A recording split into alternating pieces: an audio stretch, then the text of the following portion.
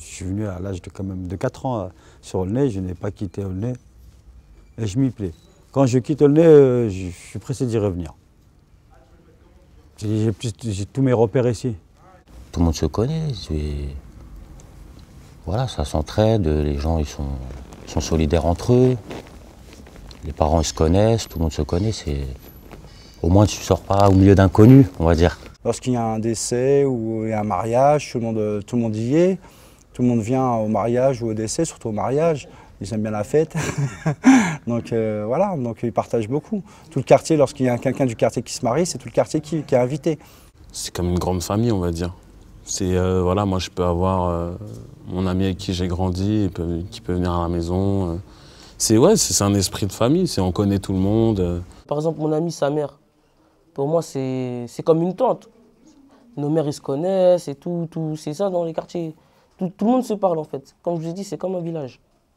Vous avez toutes les nationalités, vous pouvez rencontrer des Tunisiens, comme des Marocains, comme des Sénégalais ou même des Afghans, et ça vous mène à vous enrichir au niveau du langage, parce que vous vous intéressez à toutes ces nations. Le fait d'avoir des amis d'autres nationalités, ça vous pousse à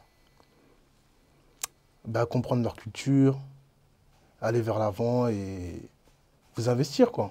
Je trouve qu'il y a une belle solidarité dans le quartier, que les gens font pas mal de choses pour aider les autres, mais qu'on ne leur donne pas assez de moyens en fin de compte pour faire ce qu'ils voudraient faire. Aujourd'hui, on a une salle de sport, on a l'AXA, on a une boulangerie, une auto-école, une pharmacie et c'est tout. Pour à peu près 8 000 ou 10 000 habitants, c'est très peu. Mais même un tabac, on l'a pas. Un grec, on l'a pas. Une épicerie, on l'a pas. On est obligé de sortir du quartier pour... ou à la rigueur, aller au foyer, tu vois. Aider les incous. Tu as compris. Mais non, on a rien, tu vois. Ça... On manque beaucoup de trucs. On n'a pas d'endroit où se poser. Où on y va, les voisins, ils nous disent ouais, faut pas se poser ici, faut pas se poser ici, faut pas se poser ici. On n'a même pas de terrain de foot. C'est cru. En plus de ça, pas de structure pour les jeunes, rien, mais structure pour les jeunes, les antennes de jeunesse, c'est bien, mais ils font que de répéter ce qu'on a fait, tu vois.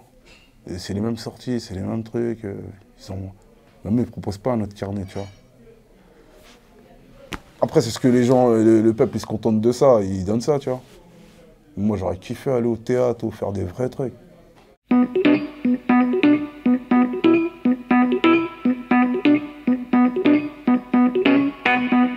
D'un côté, on est dans un pays développé, on va dire ça comme ça, mais d'un autre côté, on vit quand même dans des quartiers un peu chauds, un peu... voilà. C'est quoi la ça colle pas avec le pays, on peut dire ça.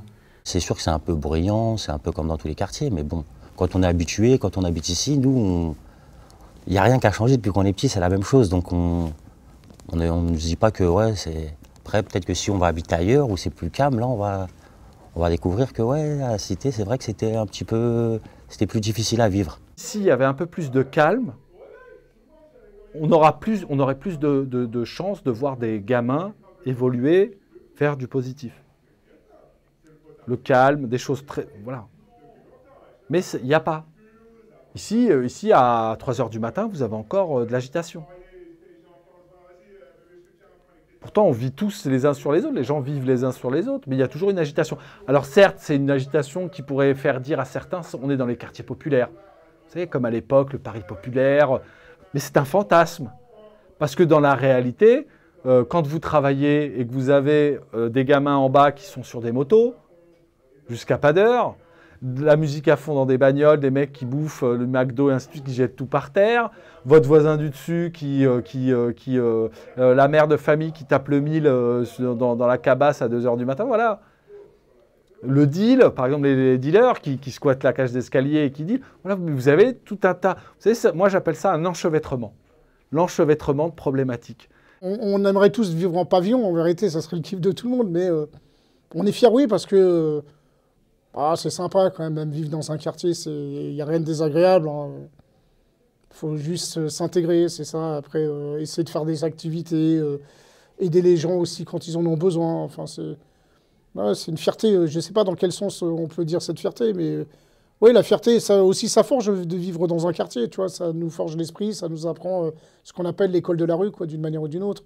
Et chez nous, on dit, il n'y a que quand tu es dans la merde que ton sixième sens il se développe et que tu deviens débrouillard. Vous avez vu, le fait d'être dans un quartier, on n'a rien eu. Vous avez vu, on venait ici, malgré nous, on est là, et puis on n'a rien. Et on doit dire comment on doit faire pour avoir quelque chose. Vous avez vu? Donc, le quartier nous a apporté cette débrouillardise, en fait. Dire qu'avec rien, on peut faire quelque chose. C'est vrai, c'est un quartier, c'est un peu le bordel, on va dire, mais on s'y habitue, et c'est bien. Franchement, c'est bien. Et ça nous a forgé, je pense, en tant qu'ado, en tant qu'homme aujourd'hui. Et je pense que je suis plutôt fier d'avoir vécu ici et de vivre encore aujourd'hui ici.